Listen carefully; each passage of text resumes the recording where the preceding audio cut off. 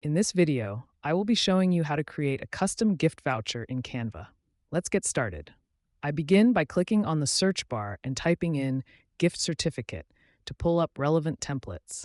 I scroll through the options and select Create a blank gift certificate to start my design from scratch.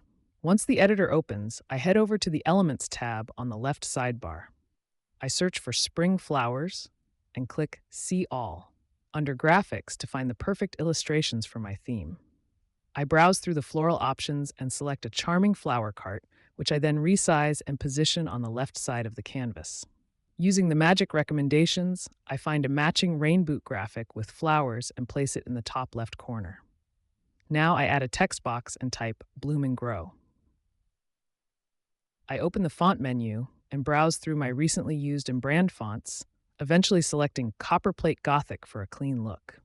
I duplicate this text box, change the word to Studio, and adjust the size. I group these two text elements together and move them into place. Next, I go back to the Elements tab and select a square shape.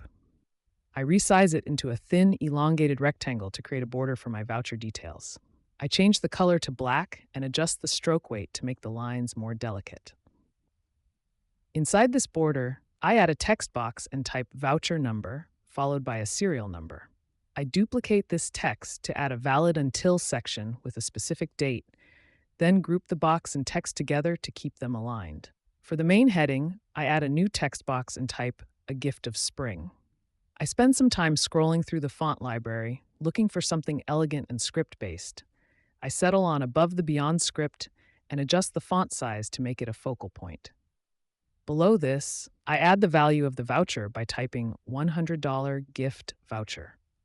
I change the font for the dollar amount to Anton and increase the size significantly to make it bold and clear. I add another text box at the bottom for the terms and conditions, typing that it is redeemable for workshops or the online store. I refine the look by adjusting the letter and line spacing for better readability. To finish the contact details, I add the website address and social media handle at the very bottom of the design.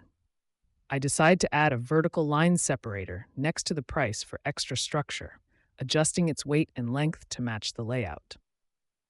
After making some final minor adjustments to the placement of the flower cart and the footer text, my design is complete. I click the Share button in the top right corner, select Download, and save my new gift voucher as a high-quality PNG file.